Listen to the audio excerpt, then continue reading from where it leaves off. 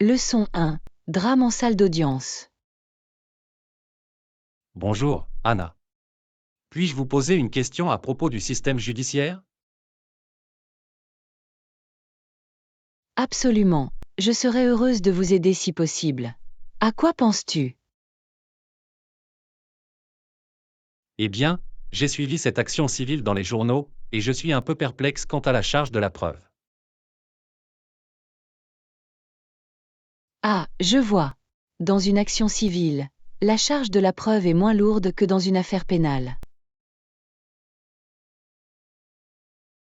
Vraiment? J'ai pensé que cela devait être prouvé hors de tout doute raisonnable dans toutes les procédures judiciaires. Pas tout à fait. Dans un procès civil, le demandeur n'a qu'à prouver sa cause par la prépondérance des preuves. La prépondérance des preuves. Peux-tu m'expliquer cela un peu plus? Bien sûr, le demandeur doit essentiellement démontrer que sa version des faits est probablement vraie que fausse. Ok, je pense que je comprends. Il n'est donc pas nécessaire de prouver la culpabilité du client hors de tout doute raisonnable? Exactement. La norme est bien inférieure dans une affaire civile par rapport à un procès pénal. Fascinant. Je ne savais pas qu'il y avait une si grande différence. Merci pour cette précision, Anna. Pas de problème. Je suis heureuse d'avoir pu vous aider à expliquer cette distinction. Faites-moi savoir si vous avez d'autres questions juridiques. Fera l'affaire. Cela a été très instructif. J'apprécie que tu aies pris le temps de m'expliquer.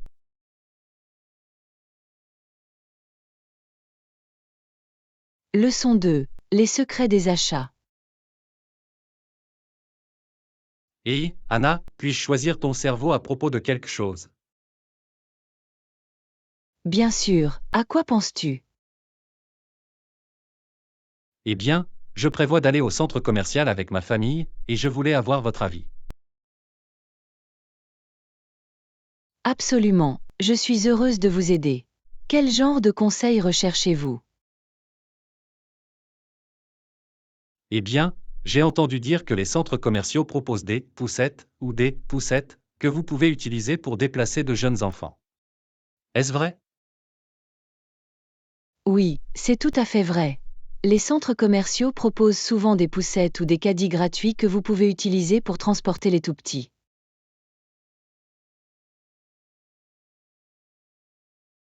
Intéressant, je ne le savais pas. Et est-il vrai qu'il peut y avoir beaucoup de marches à pied lors d'une visite au centre commercial? Oh, définitivement. Les centres commerciaux peuvent être d'immenses complexes tentaculaires. Vous pouvez facilement cumuler plusieurs kilomètres en parcourant les différents magasins. Waouh, c'est bon à savoir. Je dois m'assurer que tout le monde porte des chaussures confortables.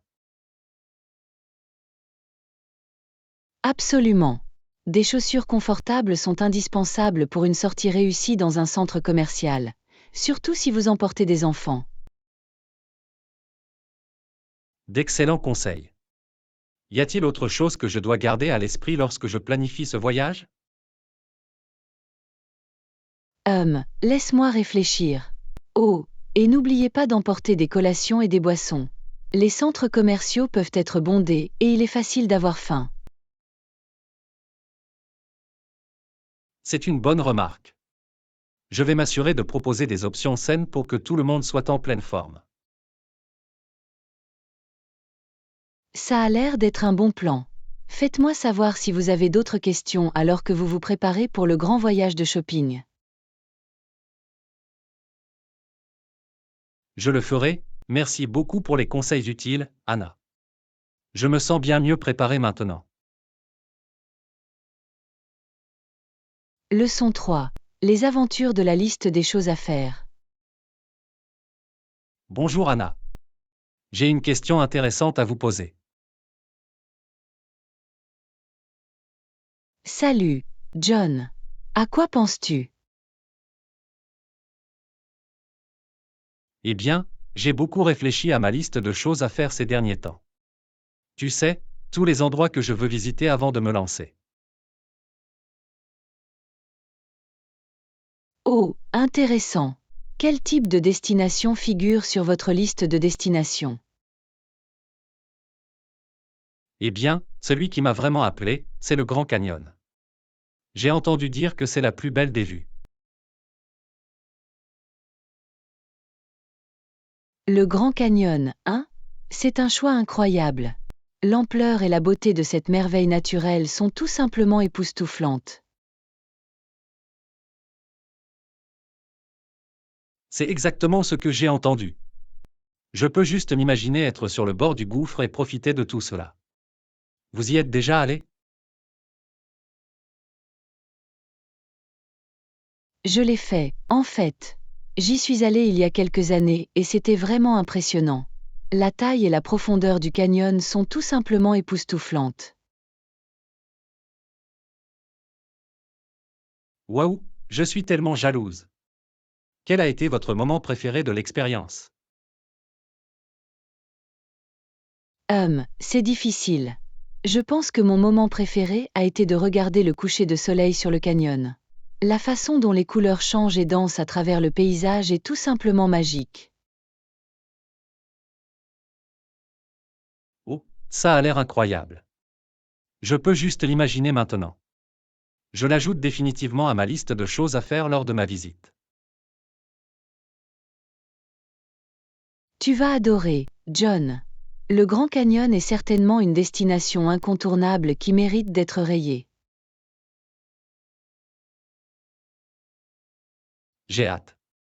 Merci de partager votre expérience et de m'avoir donné encore plus d'enthousiasme à l'idée de ce voyage.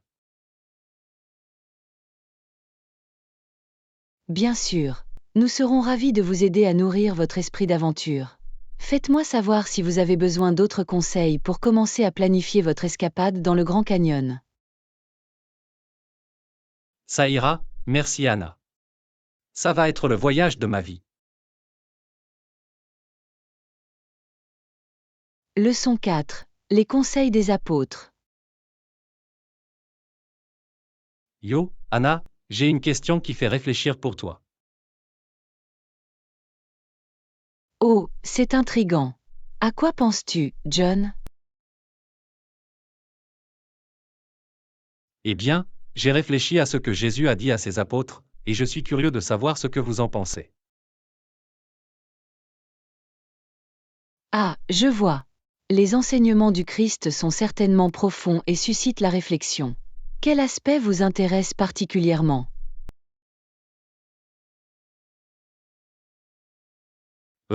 Je suis particulièrement curieux de connaître les conseils que Jésus a donnés à ses apôtres alors qu'il les préparait à poursuivre sa mission. C'est un sujet fascinant. D'après ce que je me souviens, Jésus a souligné l'importance de la foi, de l'humilité et du service aux autres. Exactement. Il a vraiment fait passer l'idée de faire passer les autres avant nous, n'est-ce pas? Absolument. Jésus a constamment mis ses disciples au défi d'avoir un cœur plein de compassion et d'être prêt à faire des sacrifices pour le bien de tous.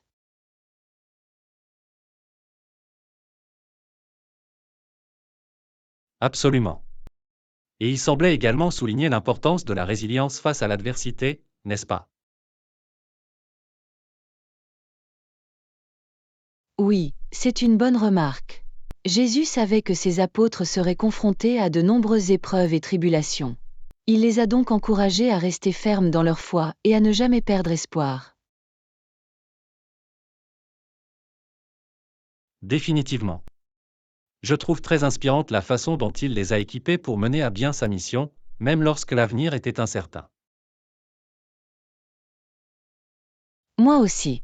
La sagesse et la clairvoyance dont Jésus a fait preuve dans ses enseignements sont vraiment remarquables. Il a préparé ses apôtres à la réussite, même si le chemin n'était pas toujours clair. Tu l'as dit. Je pense qu'il y a encore beaucoup à apprendre de ces leçons intemporelles aujourd'hui. Absolument. Les conseils que Jésus a donnés à ses disciples sont tout aussi pertinents et percutants dans notre monde moderne. Je suis tout à fait d'accord. Merci d'en avoir discuté avec moi, Anna. Cela m'a vraiment donné matière à réflexion. Leçon 5. Planification de voyage. Et, Anna, j'ai une question pour toi. Y a-t-il des pays en particulier que vous avez envisagé de visiter récemment? Oh, bonne question. En fait, j'ai envisagé un voyage en Italie. Y es-tu déjà allé? L'Italie, hein? Cela semble être une destination incroyable. J'ai entendu dire que la nourriture et la culture y sont absolument incroyables. Absolument. Je suis tellement intriguée par la riche histoire et l'architecture époustouflante. Et bien sûr, les pâtes et le vin attirent énormément.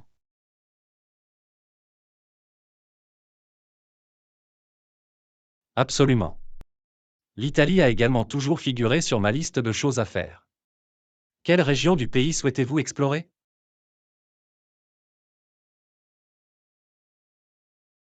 Eh bien, j'adorerais commencer par Rome et voir tous les sites emblématiques tels que le Colisée et le Panthéon.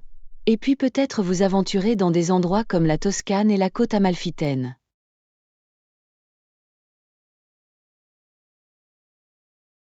Oh, la côte amalfitaine, ce serait époustouflant. J'ai vu des photos et cela ressemble à un rêve absolu. 1. Je peux m'imaginer me promener le long des villages à flanc de falaise et admirer les eaux azurées. Ce serait le mélange parfait de détente et d'aventure.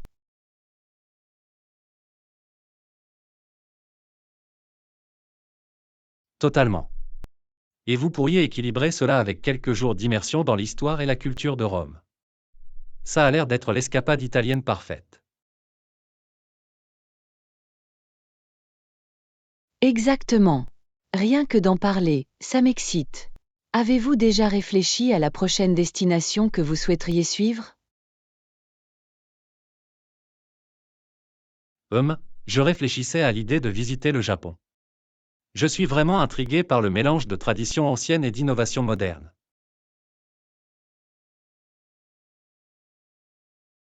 Le Japon, hein? Ce serait un voyage incroyable. Qu'est-ce qui vous intéresse le plus dans cette destination?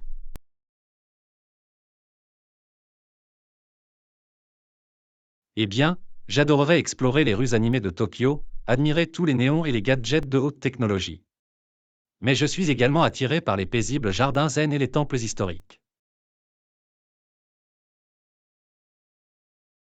Oh oui, cette parfaite juxtaposition est ce qui rend le Japon si séduisant. Vous pourriez y vivre une expérience tellement complète.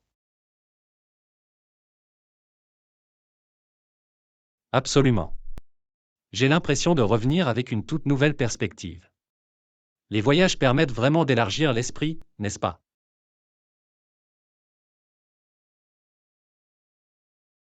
Je suis tout à fait d'accord. Rien de tel que de sortir de sa zone de confort et de s'immerger dans une nouvelle culture. D'accord. Eh bien, merci d'en avoir discuté, Anna. Je suis encore plus inspiré à l'idée de commencer à planifier ma prochaine grande aventure. Leçon 6. Réserver un voyage en ligne. Et Anna, avez-vous déjà envisagé de réserver votre voyage en Italie? Je l'ai fait, en fait. J'ai fait quelques recherches sur la meilleure façon de procéder. Ah oui? Qu'avez-vous trouvé jusqu'à présent? Je suis curieux de connaître votre opinion. Eh bien, j'ai envisagé de réserver directement sur les sites web des compagnies aériennes et des hôtels, mais j'envisage également d'utiliser un site de réservation de voyage. Intéressant. Qu'est-ce qui vous pousse à utiliser un site de réservation? J'ai entendu dire que vous pouvez parfois trouver de meilleures offres en réservant sur des sites comme Expedia ou Kayak. Ils ont tendance à proposer plus d'options de forfait. Ah, je vois, c'est logique. Avez-vous découvert des offres spécifiques qui vous intéressent? En fait, oui. J'ai trouvé un très bon forfait qui comprend le billet d'avion, un hôtel situé au centre de Rome et une visite guidée du Colisée.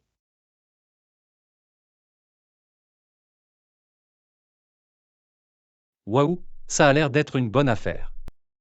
Quel type d'économie réalisez-vous par rapport au fait de tout réserver séparément? D'après ce que je peux dire, le forfait me permet d'économiser quelques centaines de dollars par rapport à la réservation individuelle. Super, c'est une différence assez importante. Je comprends pourquoi ce serait intéressant. Exactement. Et ça m'évite de tout coordonner moi-même, tu sais? Définitivement. Parfois, cela vaut la peine de payer un peu plus pour ce facteur de commodité. Absolument. De plus, la visite du Colisée est quelque chose que j'ai vraiment envie de faire, donc l'avoir intégrée est parfaite. C'est un excellent point. L'inclusion de ce type d'excursion est un avantage supplémentaire. Définitivement. Je pense que je vais aller de l'avant et appuyer sur la gâchette de ce forfait. Cela semble être le meilleur moyen de maximiser mon expérience en Italie. Ça a l'air intelligent. Je suis sûr que tu vas passer un super moment là-bas. Merci, John. Je suis vraiment enthousiaste à ce sujet. Dis-moi si tu finis par réserver quelque chose pour le Japon, d'accord? Ça fera l'affaire. Profitez de la planification de votre voyage. Leçon 7. Trouver la bonne direction. Excusez-moi, savez-vous dans quel sens se trouve l'arrêt de bus? Bien sûr, c'est juste en bas de la rue, sur la droite. Tu ne peux pas le manquer. Ah d'accord, parfait. J'essayais juste de savoir dans quelle direction me diriger. Pas de problème du tout. C'est juste au coin de la rue, à quelques pas. Super, merci pour les indications. Je ne viens pas souvent par là, alors je veux m'assurer de ne pas me perdre. Compréhensible. Ce quartier peut être un peu difficile si vous ne le connaissez pas. Oui, c'est ce que je suis en train de découvrir. Vous prenez souvent le bus pour vous déplacer ici? Oui, en fait. Je l'emmène au travail tous les jours. Je suis heureuse de vous aider à vous orienter dans la bonne direction. J'apprécie, merci. Quelle ligne de bus dois-je rechercher? Le bus 42 est celui qui s'arrête à ce coin de rue. Il fonctionne toutes les 20 minutes environ. Parfait, c'est celui dont j'ai besoin. Ok, je pense que je l'ai maintenant. Juste en bas de la rue, sur la droite. Exactement. Il suffit de chercher le grand panneau d'arrêt de bus bleu. Tu ne peux pas le manquer. J'ai compris, merci beaucoup pour ton aide. Je me sens beaucoup moins perdu maintenant. Contente d'avoir pu t'aider. Faites-moi savoir si vous avez d'autres questions. Fera l'affaire. Passez une bonne fin de journée. Leçon 8. Breakfast Bonanza. Et Yana, as-tu senti ce délicieux parfum de la cuisine? On dirait que quelqu'un est occupé à préparer une tempête. Bonjour, John. Oui, je n'ai pas pu m'empêcher de remarquer l'odeur alléchante. Ça me fait mal au ventre.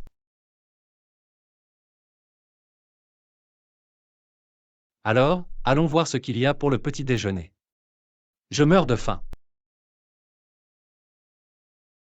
Conduis-toi à la cuisine. Le dernier doit faire la vaisselle. Oh, tu es partante. Cours vers la cuisine. Ça a l'air d'être un plan. Je pourrais faire de l'exercice après ce repas copieux. Excellente idée. Je l'attends déjà avec impatience. Leçon 9. Une délicieuse conversation au petit déjeuner. Et Yana, j'ai remarqué que tu avais apporté des croissants frais au travail aujourd'hui. Ils ont l'air délicieux. Ah oui, je me suis arrêtée à la boulangerie en rentrant. Vous voulez en essayer un? J'ai plus qu'assez de choses à partager. J'adorerais, merci. Je n'ai pas mangé de bons croissants depuis des lustres. Alors, comment s'est passé ton week-end? As-tu eu l'occasion de te détendre? C'était merveilleux, en fait. J'ai passé le samedi matin au marché fermier, puis j'ai passé un après-midi tranquille à lire dans le parc. Si paisible et rafraîchissant.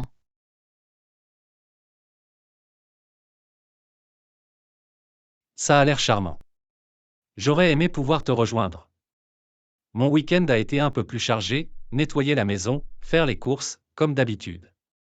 Mais j'ai réussi à faire un bon jogging le dimanche matin. Ah, tant mieux pour toi. L'exercice est très important, surtout dans le cadre de nos emplois sédentaires. Je devrais vraiment y consacrer plus de temps. Eh bien, vous savez ce qu'on dit, un corps sain, un esprit sain. Peut-être pourrions-nous faire une promenade ensemble pendant notre pause déjeuner cette semaine? Ce serait un bon changement de rythme. C'est une super idée. J'adorerais ça. Nous pourrions prendre une salade ou quelque chose de léger et profiter de l'air frais. Ça a l'air d'être un plan. J'ai hâte de le voir. Oh, et s'il te plaît, prends un autre croissant. Ils sont tout simplement divins.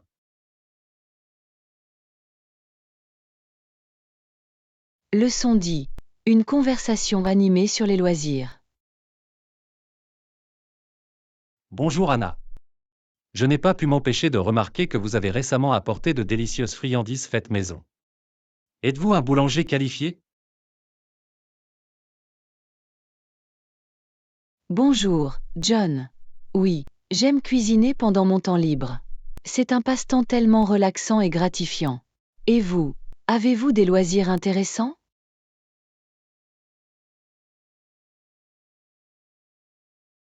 Bien que j'adore vos pâtisseries, mon principal passe-temps est la lecture. J'essaie de réserver du temps chaque jour pour me perdre dans un bon livre. Tu lis, hein? C'est merveilleux. Quel genre de livre aimes-tu habituellement? Je suis toujours à la recherche de nouvelles recommandations.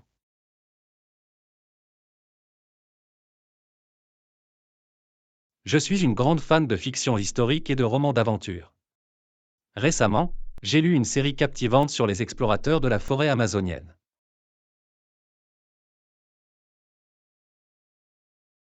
Oh, ça me convient parfaitement. Je vais devoir l'ajouter à ma liste de lecture. Vous savez, en plus de la pâtisserie, j'aime aussi beaucoup expérimenter de nouvelles recettes en cuisine.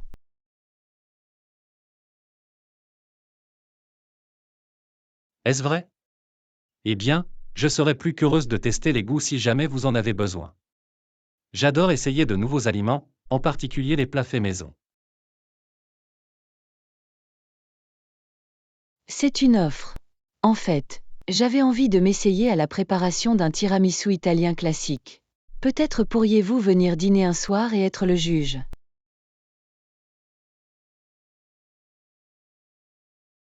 Ça a l'air délicieux. J'apporterai le vin. Vous savez, cela m'a fait plaisir de discuter avec vous de notre amour commun pour les arts culinaires. Leçon 11. Un voyage à Londres. Et Yana, je voulais te demander, as-tu des projets amusants pour ce week-end? C'est drôle que tu dises ça, John. Je pensais justement faire un voyage à Londres ce samedi. Y es-tu déjà allé?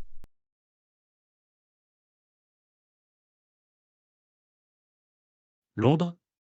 Ça a l'air fantastique. J'ai toujours voulu y aller. Y a-t-il quelque chose de particulier que vous aimeriez voir ou faire?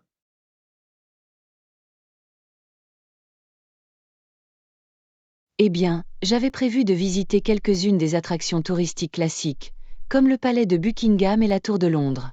Mais j'espère également explorer certains des joyaux cachés de la ville. C'est une super idée. Londres a tant d'histoire et de culture à découvrir. Laissez-moi vérifier les horaires des trains. J'adorerais me joindre à vous si la compagnie ne vous dérange pas. Pas du tout. Je pense que ce serait beaucoup plus amusant d'explorer la ville ensemble. De plus, vous pourriez probablement me montrer quelques endroits moins connus que le touriste moyen pourrait manquer.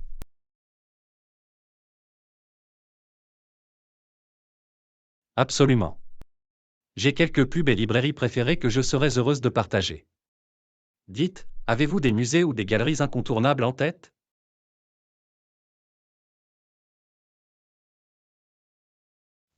Je pensais à la National Gallery et au VEA Museum, mais je suis ouvert aux suggestions. Selon vous, quel serait le meilleur moyen pour nous de maximiser notre temps là-bas? Eh bien, si nous prenons le train tôt, nous pourrions probablement visiter quelques sites majeurs avant le déjeuner, puis passer l'après-midi à explorer d'autres destinations hors des sentiers battus. Ça a l'air d'être un plan. Je vais réserver nos billets de train. Ça va être une aventure tellement amusante. J'ai hâte de découvrir les trésors que nous découvrirons à Londres. Moi non plus. J'ai le sentiment que ce sera un voyage inoubliable. Donnez-moi les détails, et je serai prête à partir explorer avec vous ce samedi.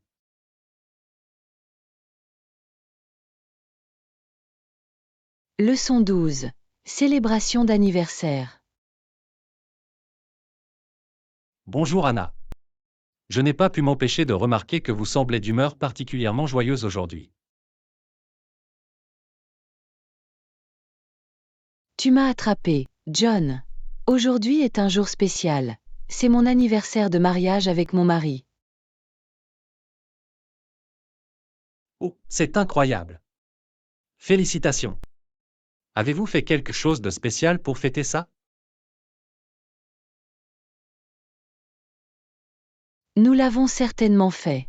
Nous avons commencé la journée par un délicieux petit déjeuner dans notre café préféré. Puis nous allons assister à un concert ce soir que nous voulions voir depuis des lustres. Cela semble être une merveilleuse façon de souligner l'occasion. Depuis combien de temps êtes-vous marié avec votre mari? 5 ans, tu peux y croire? Le temps vient de passer. Nous avons vécu tant de choses ensemble, mais j'ai l'impression que nous sommes plus forts que jamais. C'est vraiment inspirant à entendre. Le mariage peut être un voyage si beau et enrichissant, même avec ses hauts et ses bas.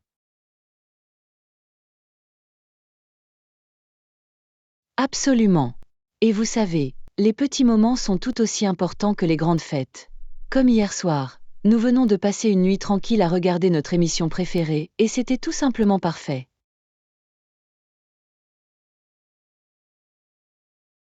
J'adore ça. Il est si important de chérir les plaisirs simples.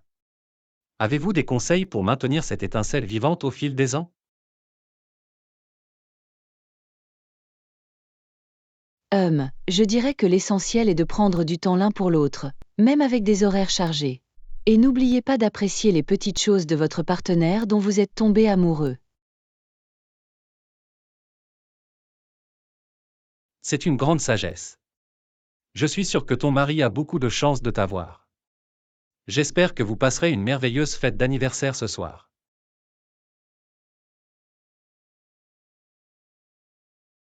Merci, John. J'apprécie vraiment les paroles aimables. Et qui sait, peut-être qu'un jour c'est moi qui te féliciterai à l'occasion de ton anniversaire. Ah, il va falloir voir ça. Pour l'instant, je suis heureuse de partager ta joie. Profitez bien du concert. Leçon 13. Perspective sur la propriété foncière. Et Yana, j'espérais avoir ton avis sur quelque chose. J'ai lu des articles sur l'histoire de la propriété foncière et cela m'a vraiment fait réfléchir. Ah, qu'avez-vous appris à ce sujet? Je suis toujours intéressée à comprendre différents points de vue sur des questions sociétales importantes.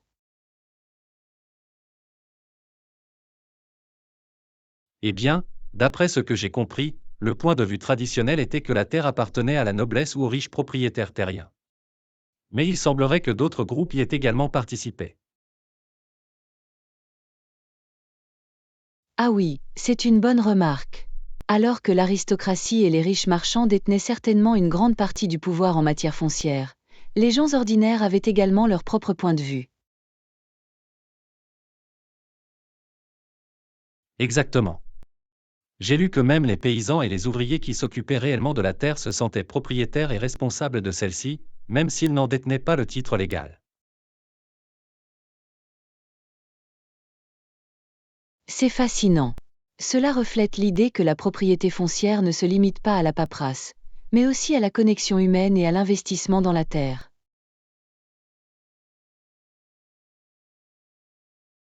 Absolument. Et il semblerait que les riches propriétaires fonciers se soient parfois heurtés à la population locale au sujet de l'utilisation et de la gestion des terres. Intéressant. Je peux imaginer qu'il a dû y avoir beaucoup de tensions et de ressentiments, alors que la puissante élite essayait d'exercer un contrôle sur des terres que les gens ordinaires considéraient comme leurs droits. Tu as raison, il s'agit d'une question complexe qui n'a pas de réponse facile.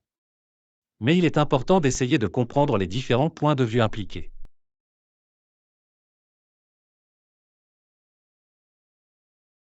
Je suis d'accord en examinant les nuances et en tenant compte des expériences de divers groupes. Nous pouvons acquérir une compréhension plus globale et réfléchie de la dynamique de la propriété foncière.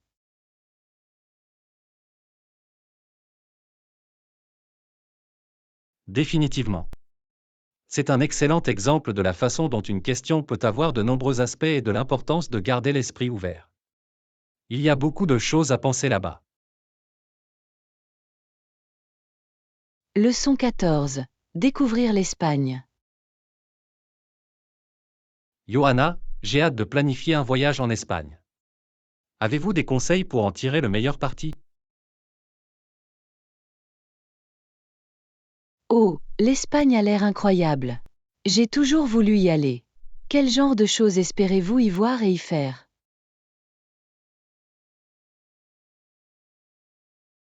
Eh bien, j'adorerais visiter tous les grands sites touristiques, comme Barcelone, Madrid, Séville.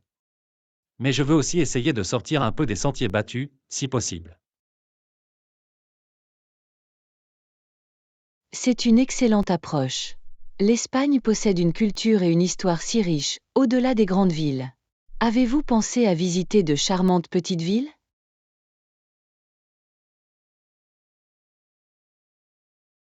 Définitivement.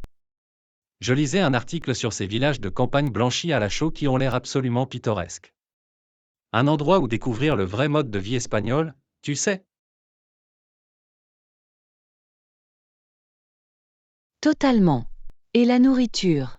J'ai entendu dire que la scène des tapas en Espagne est incroyable. Vous devrez vous assurer de vous adonner à toute la cuisine locale. Bien sûr. J'ai déjà prévu d'emporter un pantalon supplémentaire pour tous les repas que je vais faire. J'ai hâte de déguster toute la paella, les churros et la sangria. Ah ah, bon plan. Et n'oubliez pas de laisser de la place pour les siestes également. Les Espagnols savent vraiment comment concilier travail et loisirs.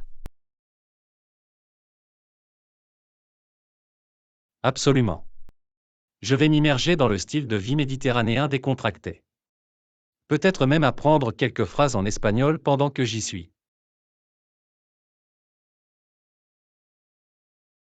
C'est une super idée. Les habitants apprécieront vraiment cet effort et vous pourrez vous connecter à la culture de manière plus approfondie. Exactement. Je veux que ce voyage ne se limite pas à cocher une liste de sites touristiques. Je veux vraiment m'imprégner de tout ça, tu sais. J'admire cette approche.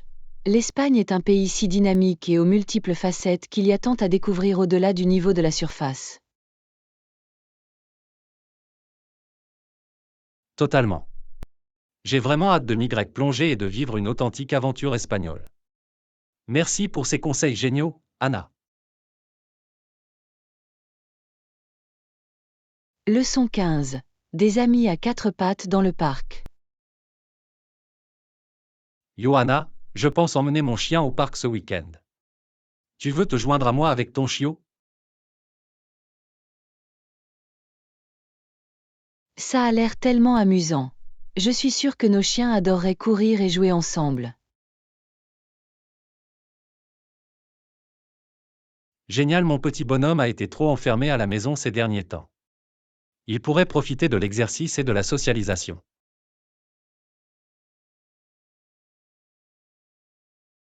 Pareil ici. Mon chien est tellement excité chaque fois que nous allons au parc. Il adore se faire de nouveaux amis à quatre pattes. Je parie qu'ils vont s'entendre. Mon chien est super sympa et adore rencontrer de nouvelles personnes et de nouveaux animaux de compagnie. C'est super. Mon chien peut être un peu timide au début, mais une fois qu'il s'est échauffé, il devient complètement idiot. Ah, je suis sûr qu'ils feront ressortir le meilleur de l'autre. Les parcs sont l'endroit idéal pour que les chiens soient simplement des chiens, tu sais. Définitivement. Et ce serait bien pour nous de prendre l'air et de profiter du plein air. Peut-être que nous pouvons même préparer un petit pique-nique.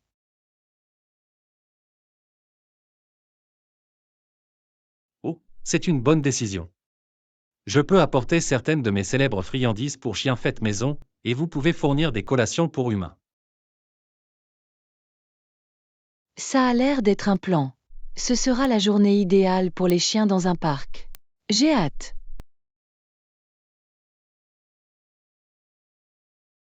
Moi non plus. Je suis sûr que nos chiots vont s'amuser à courir et à se faire de nouveaux amis. Absolument. Ça va être le début d'une belle amitié entre promeneurs de chiens, je le sens. Bien sûr. J'ai hâte de le voir. Dites-moi quelle heure vous convient le mieux et nous ferons en sorte que cela se produise. Ça fera l'affaire. Je vais vérifier auprès de mon chien et je vous recontacterai. Ce sera le point culminant de notre week-end, c'est sûr. Je suis d'accord, il est temps de laisser sortir les chiens, n'est-ce pas? J'ai hâte, Anna.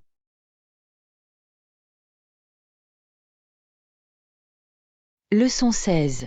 Exploration de l'héritage européen. Bonjour Anna. Avez-vous réfléchi à l'héritage européen en matière d'idées politiques? J'ai lu à ce sujet récemment.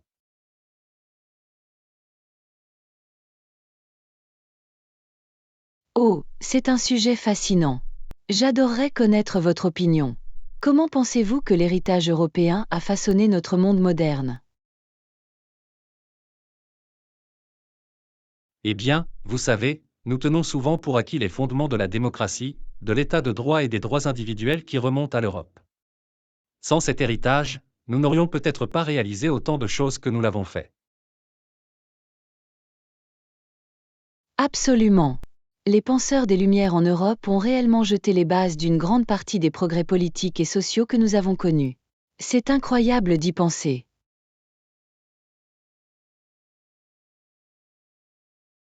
Exactement. Des personnalités comme Locke, Rousseau et Montesquieu ont eu une influence si profonde sur le développement du gouvernement et de la société moderne. Même. Et n'oublions pas l'impact de la Révolution française et de la Révolution américaine, qui se sont toutes deux largement inspirées des traditions philosophiques européennes.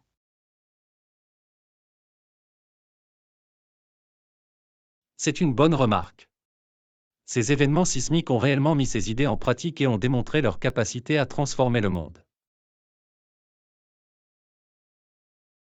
Définitivement.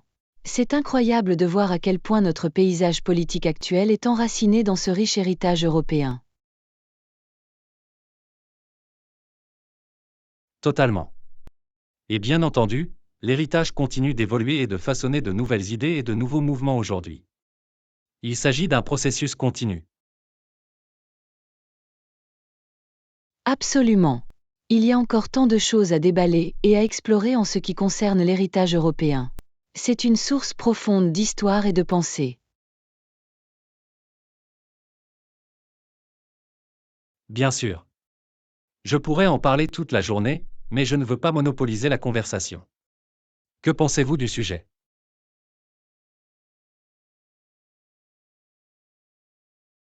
Eh bien, je pense que c'est une partie extrêmement importante de notre histoire mondiale commune qui mérite plus d'attention et d'appréciation. Il y a tellement de choses à en apprendre. Je suis tout à fait d'accord. L'héritage européen a eu un impact si profond et durable, et il est essentiel que nous le comprenions et que nous le célébrions.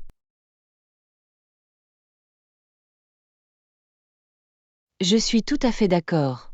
Cette discussion a été très intéressante. Je suis heureuse que nous ayons pu explorer ce sujet ensemble. Moi aussi, Anna. Discuter de l'héritage européen a été un réel plaisir. Merci de nous avoir fait part de vos idées. Leçon 17. Stimuler la productivité. Et, Anna, avez-vous remarqué une amélioration de votre productivité récemment? Tu sais, je l'ai fait. J'ai essayé de nouvelles stratégies et j'ai l'impression d'avoir beaucoup plus d'énergie tout au long de la journée.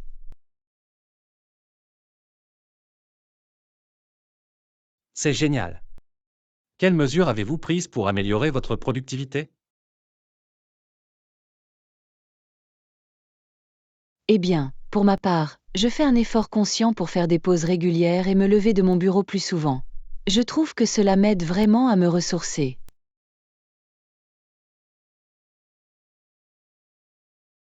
Ah, c'est une bonne remarque. C'est si facile de se débrouiller et de se sentir épuisé. Les pauses sont essentielles. Exactement. Et j'ai aussi essayé de mieux planifier ma journée, vous savez, en fixant des priorités claires et en bloquant le temps pour mes tâches. Super, c'est une approche intelligente. Cette structure et cette orientation peuvent faire toute la différence. Totalement. Et j'ai découvert que la suppression des distractions, comme la fermeture d'onglets inutiles et la désactivation des notifications, a changé la donne. Ah oui, ces petites choses peuvent vraiment s'additionner et saper votre productivité. Il est très important de minimiser les distractions. Absolument. Et l'autre chose qui a eu un impact important, c'est le fait de faire plus attention à mon niveau d'énergie tout au long de la journée. Ah oui, soyez à l'écoute des moments où vous vous sentez le mieux et optimisez votre emploi du temps en fonction de cela. Une décision intelligente. Exactement. J'ai remarqué que je suis beaucoup plus productive le matin, alors j'essaie de m'occuper de mes tâches les plus importantes. C'est tout à fait logique. Il est essentiel de capitaliser sur vos rythmes naturels. Vous avez l'air d'avoir un excellent système en marche. Merci, John. Je suis vraiment content des progrès que j'ai réalisés. C'est incroyable de voir à quel point ces petits ajustements peuvent faire la différence. Bien sûr. Je vais devoir essayer certaines de vos stratégies. J'aurais bien besoin d'un coup de pouce de productivité.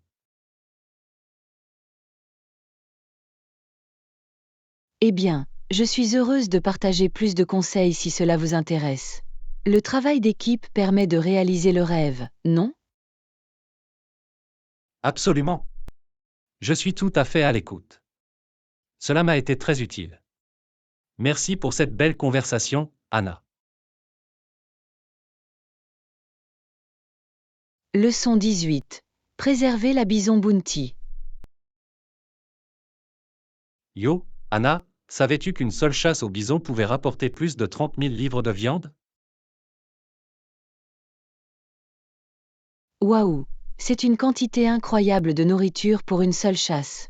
Comment conservait-il toute cette viande à l'époque? Eh bien, les Amérindiens avaient des moyens assez ingénieux de le préserver. Ils stockaient souvent la viande dans du gras pour la garder fraîche.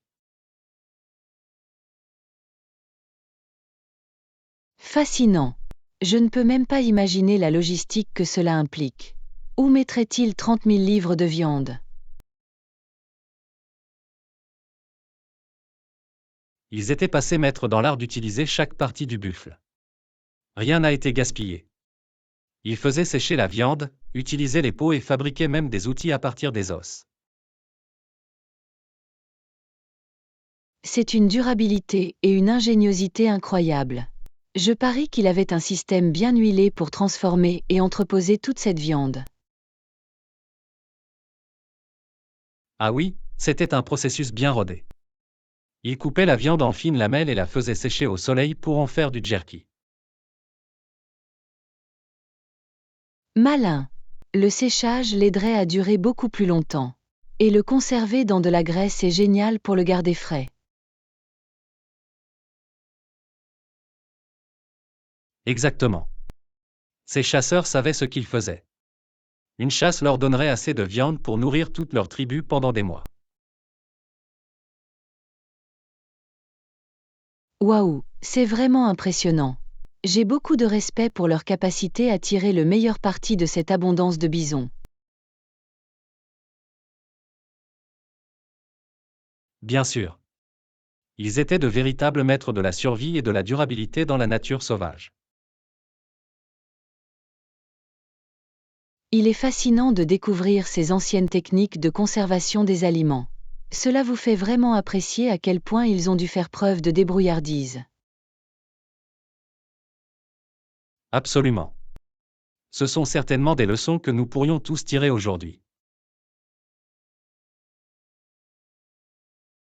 Cela ne fait aucun doute. Merci d'avoir partagé cette histoire intéressante, John. Ça vous donne vraiment une nouvelle perspective. À tout moment, content de m'intéresser à ce genre de choses. Je suis émerveillé par l'incroyable ingéniosité de nos ancêtres. Leçon 19. L'art de la créativité. Bonjour Anna. Je voulais vous demander, que pensez-vous des meilleures fournitures artistiques pour les artistes en herbe? Oh, c'est une excellente question. En tant que passionné d'art, j'ai certainement quelques idées à ce sujet.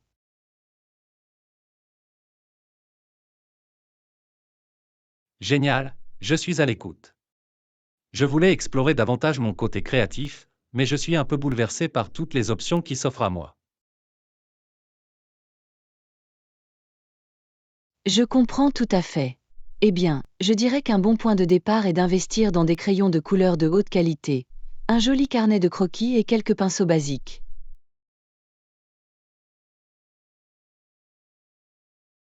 Ah, c'est logique.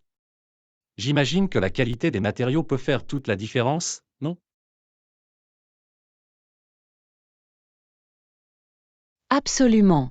Plus les fournitures sont de qualité, plus le processus de création est satisfaisant. Et n'oubliez pas des outils de fusion et des gommes à effacer.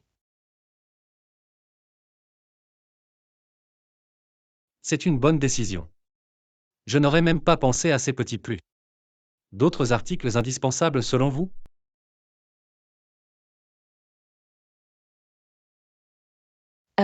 Laisse-moi réfléchir. Oh, je recommande vivement de vous procurer un ensemble de stylos à dessin de différentes épaisseurs de traits. Ils sont très polyvalents. Oh, des stylos à dessin, j'ai compris. Et qu'en est-il de la peinture? Y a-t-il des types particuliers que vous recommanderiez aux débutants? Eh bien, l'acrylique est un excellent point de départ. Ils sont abordables, faciles à utiliser et vous pouvez bien les superposer. Génial, c'est vraiment utile. J'ai l'impression de bien comprendre l'essentiel maintenant. Contente d'avoir pu t'aider. Oh, et encore une chose. N'oubliez pas un carnet de croquis de bonne qualité. C'est la clé pour développer vos compétences en dessin. C'est vrai, c'est noté. Tout cela est très précieux, Anna. J'ai hâte de commencer à rassembler mes fournitures artistiques. Merveilleux. Je suis sûre que vous allez créer des pièces incroyables. N'oubliez pas de vous amuser avec le processus. Absolument. C'est tout l'intérêt, n'est-ce pas? Merci beaucoup pour ces conseils géniaux. Je l'apprécie vraiment.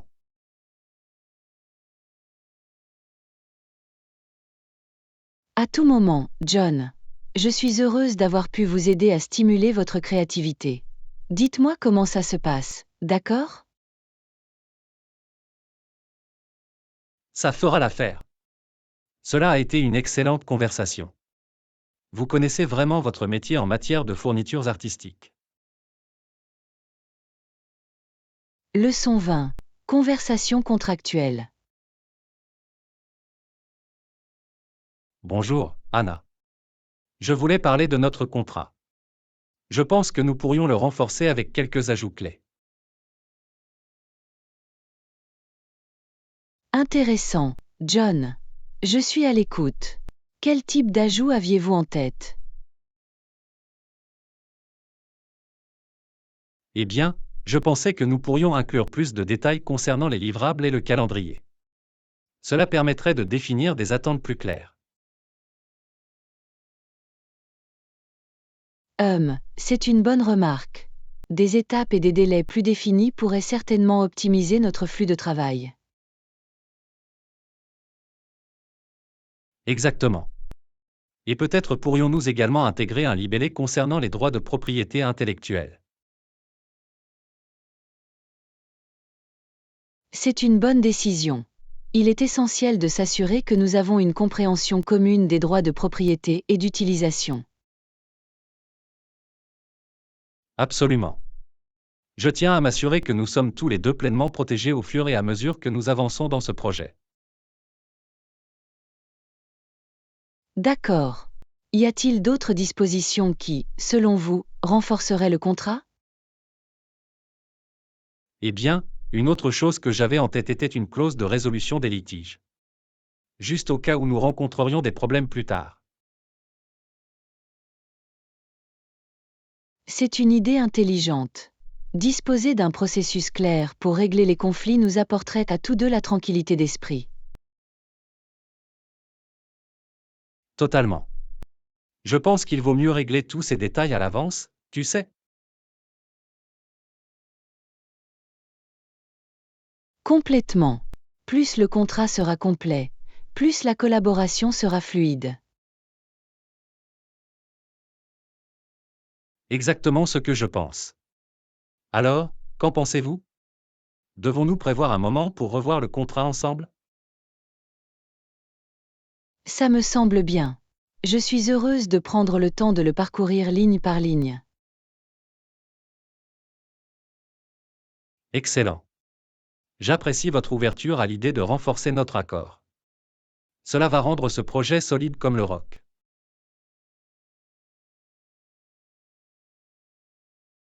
De même, John. Je suis content que nous soyons tous les deux sur la même longueur d'onde en ce qui concerne le renforcement des détails des contrats. Absolument. Cette conversation a été très productive. Je suis certain que nous sommes sur la bonne voie pour réussir.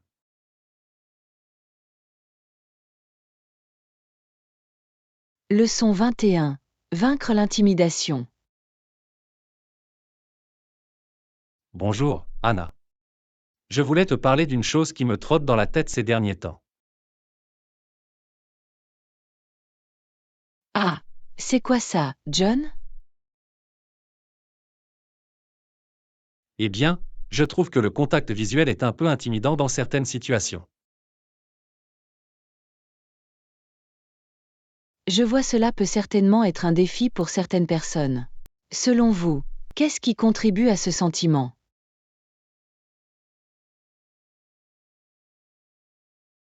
Je n'en suis pas tout à fait sûr. Je pense que cela peut être dû au fait de se sentir vulnérable ou mis sur la sellette. C'est compréhensible. Le contact visuel peut sembler très intime et nous exposer d'une manière que certains trouvent inconfortable. Exactement. Et dans un cadre professionnel, cela peut sembler encore plus intense, tu sais? Absolument. C'est comme s'il y avait une pression supplémentaire dans un contexte plus formel. Définitivement. Avez-vous des suggestions sur la façon dont je pourrais m'efforcer d'être plus à l'aise avec le contact visuel? Eh bien, une chose qui m'a aidé, c'est de me rappeler que c'est une rue à double sens. Le contact visuel est un signe de confiance et d'engagement. C'est un bon point. J'ai tendance à y voir l'autre personne qui essaie de me lire, plutôt que comme un échange mutuel.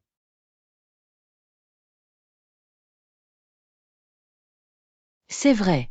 Essayez de le reformuler comme un moyen d'écouter activement et de créer des liens, plutôt que d'être mis sur la sellette. J'aime bien cette perspective. Et peut-être que je pourrais commencer modestement, avec des moments de contact visuel plus courts. Exactement. Petit pas. Vous pouvez augmenter progressivement la durée au fur et à mesure que vous développez ce muscle de confort. C'est logique. Et peut-être que je peux aussi me concentrer sur le maintien d'un contact visuel pendant des parties spécifiques d'une conversation. Définitivement. Identifier certains moments, comme lorsque vous soulevez un point clé, peut vous aider à le rendre plus naturel. D'excellents conseils. Merci d'avoir pris le temps d'en discuter avec moi, Anna. Bien sûr, John. Je suis heureuse de réfléchir à des moyens pour que vous vous sentiez plus à l'aise. C'est une compétence importante à développer. C'est vraiment le cas.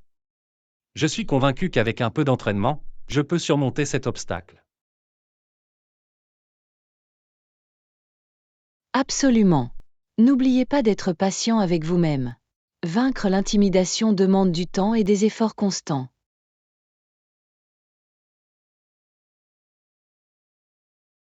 C'est une bonne remarque. Je garderai cela à l'esprit lorsque je m'efforcerai d'améliorer mon niveau de confort visuel. Leçon 22. Recherche d'appartements économiques. Dis, Anna, je suis à la recherche d'un nouvel appartement et je pourrais avoir besoin de ton avis. Oh, vraiment? Quel genre d'endroit cherchez-vous, John? Eh bien, j'espère trouver quelque chose d'abordable, idéalement autour de 1200 $ par mois. $1200 par mois, c'est un budget décent avec lequel travailler. Où concentrez-vous vos recherches? J'ai cherché dans le centre-ville, mais les prix semblent assez élevés. Je peux l'imaginer. Le centre-ville est généralement le plus cher. Avez-vous pensé aux banlieues ou aux quartiers périphériques?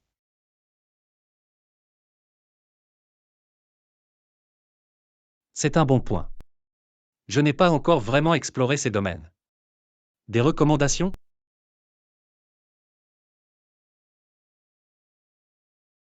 Eh bien, il y a un quartier à environ 15 minutes du centre-ville qui est assez abordable. Il y a beaucoup de nouveaux complexes d'appartements là-bas. Oh, ça a l'air prometteur. Quelle est l'ambiance générale de cette région? C'est un quartier en plein essor, avec un bon mélange de jeunes professionnels et de familles. De nombreux magasins et restaurants se trouvent également à proximité. Ça me convient parfaitement. Quel est le loyer moyen d'une chambre dans ce quartier?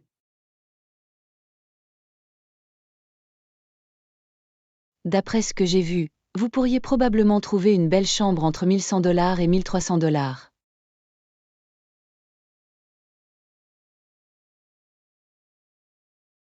Parfait, ça correspond bien à mon budget. Je vais certainement aller voir ce quartier.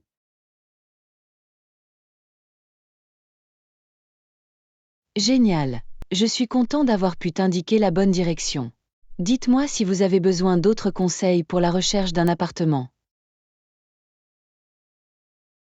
Je ferai l'affaire, merci beaucoup Anna. Cela me donne un excellent point de départ pour mes recherches. Ravi de vous aider.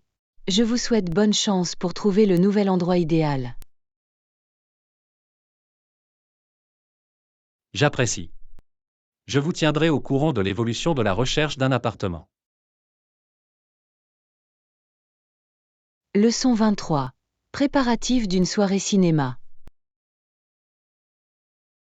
Très bien Anna, tu es aussi impatiente que moi pour notre soirée cinéma ce week-end? Absolument. Je l'attendais avec impatience depuis des lustres.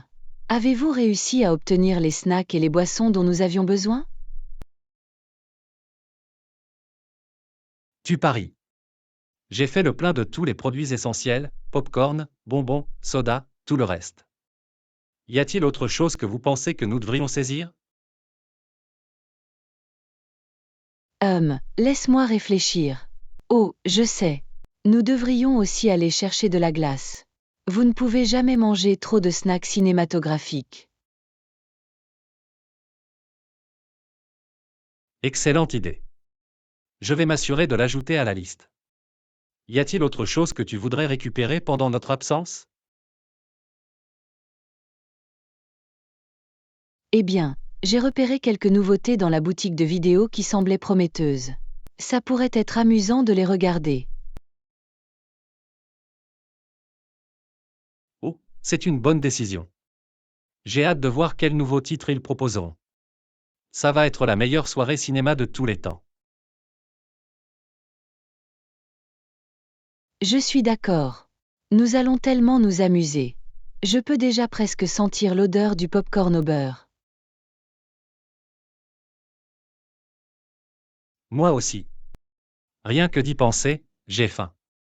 Bien, assurons-nous d'avoir tout ce dont nous avons besoin. Ça a l'air bien. Je vais vérifier la liste et je te verrai au magasin, d'accord? Parfait, je te verrai bientôt. Ça va être épique, je le sens.